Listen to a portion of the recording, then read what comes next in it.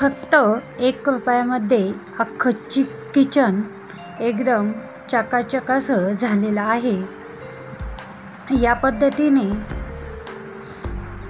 एकदम चकाचक असं किचन झालेलं आहे. आता ही किचनची मंथली क्लिनिंग आहे. कमी मेहनतीमध्ये हा किचन एकदम स्वच्छ केलेला आहे. आता सगळ्यात आधी जे स्टीलचे डबे आहेत ज्यांना हात लागले जाते ते डबे काढून घ्यायचे आहे.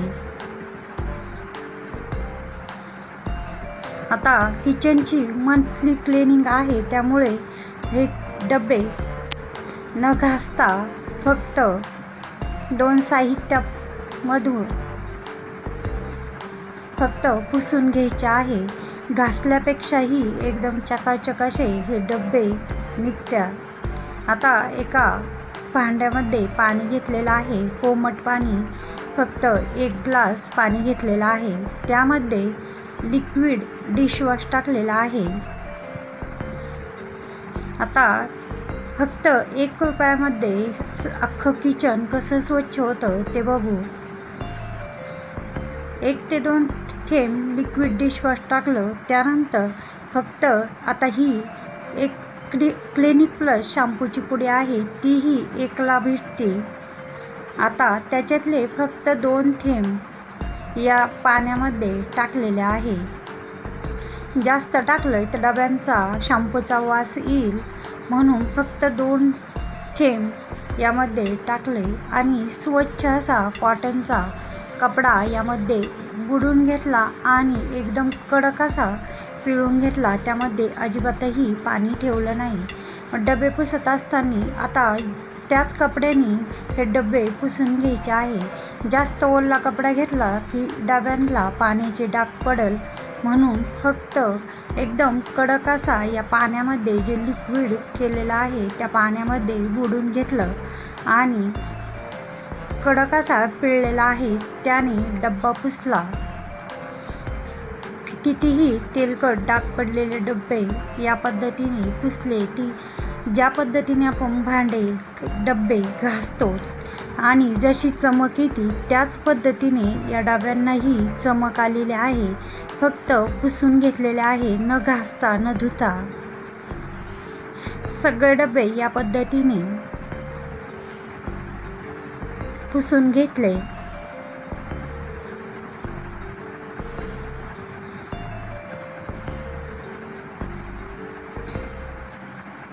आता एकाच वेळेस न काढता फक्त एका लाईनचे डबे काढलेले आहे आणि ती कडापा आहे ते पुसून लगेच ते डबेही ठेवून दिलेले आहे.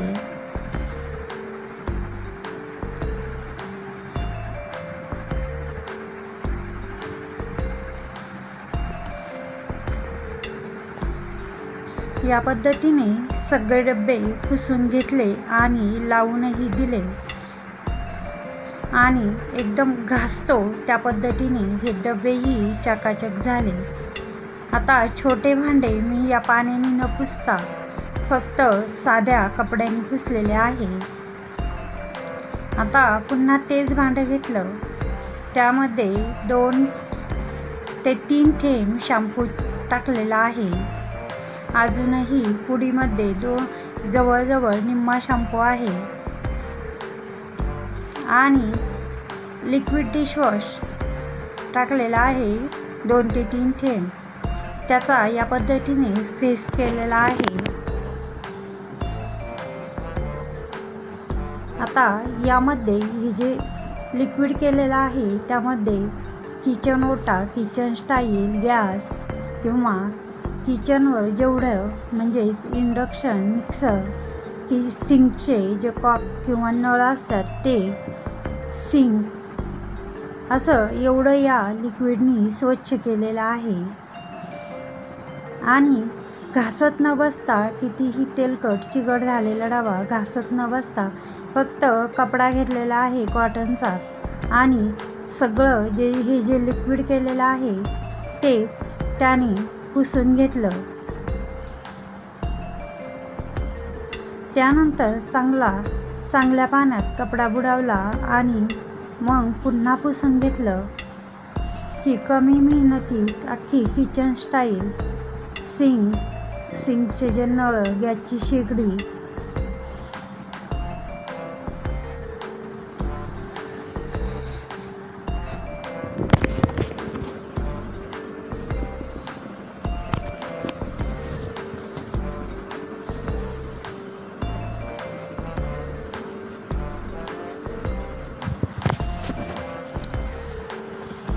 आता सगळ्यात आधी हे जे लिक्विड केलेलं आहे ते सगळीकडं लिक्विड लावून घेतलं। त्यानंतर एका किचन ओट्यावर थोडं पाणी टाकून किंवा ओला कपडा घेऊन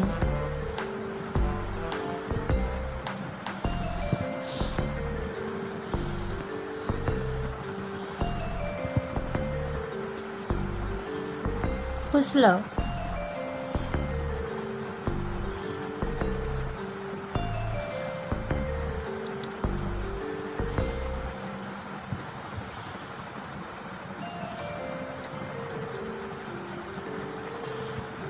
आता स्वच्छ थोडं पाणी टाकून आता गॅसची शेगडी ही 8 दिवसातून फक्त एकदाच अशी या पद्धतीने पाणी टाकून धुतली का ती गंजत नाही। फक्त स्वयंपाक झाला की फक्त ओल्या कपड्यांनी पुसून घेत असते, पण 8 दिवसातून एकदा या पद्धतीने पाणी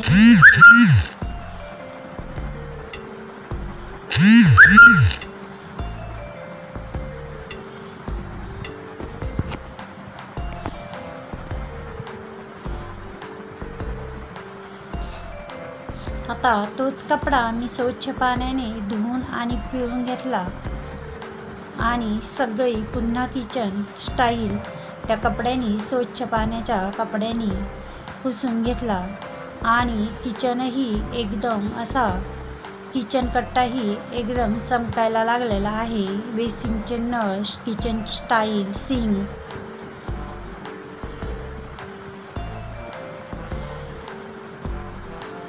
आता किचनची जी लादी आहे ती व्हाईट कलरची असल्यामुळे तिला कितीही डाग पडलेले असले फक्त या सोल्युशननी, म्हणजे मी आता या पाण्यामध्ये जाड मीठ टाकलेलं आहे 1 चमचा आणि तीच शॅम्पू जेवढा निम्मा शॅम्पू होता तोही टाकला आणि हाताने या पद्धतीने हलवून घेतला, त्याचा फेस केला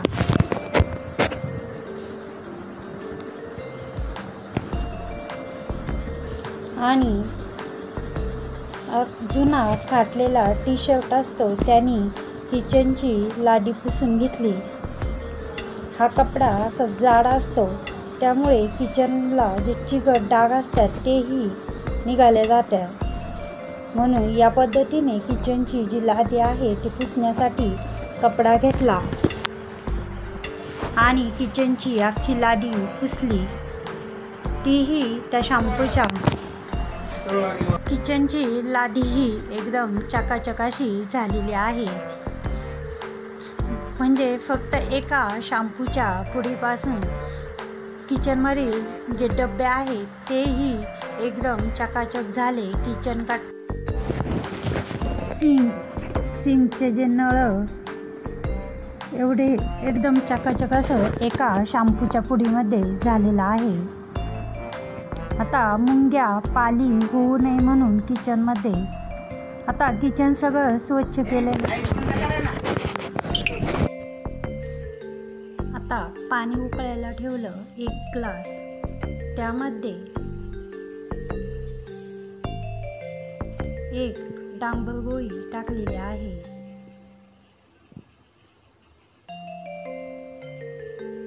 उन्हाळ्याच्या दिवसामध्ये मुंग्या पाली या थोड्याशा जास्त दिसतात, त्यासाठी हा हमखास उपाय। आता त्यानंतर या 2 कापडाच्या वड्या टाकलेल्या आहेत त्या या पाण्यामध्ये वितळून द्यायच्या आहे। 2 ते 3 मिनिटातच या गोळ्या ज्या आहेत ही 1 गोळी, आता जास्त गोळ्या न टाकता फक्त 1च गोळी टाकायची आणि हे जे सोल्युशन आहे ते बनवण्यासाठी असं भांडं घ्यायचं आहे की ज्याचा उपयोग आपल्या किचनमध्ये होत नाही. आता मी हे फुटलेलं भांडं घेतलेलं आहे. आता या गोळ्या मेल्ट झालेल्या आहे. यामध्ये कापवडीही आणि डांबर गोळीही. आता थोडंसं थंड होऊन द्यायचं आणि ही जी बॉटल आहे कॉलिनची त्यामध्ये हे सोल्युशन टाकलं आणि जिथून खिडकीच्या ज्या कडा असतात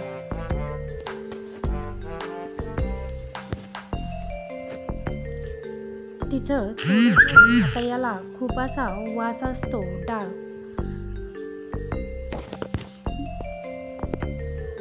या पद्धतीने हे जे सोल्युशन आहे ते थोडं थोडं लावलेलं आहे. या पद्धतीने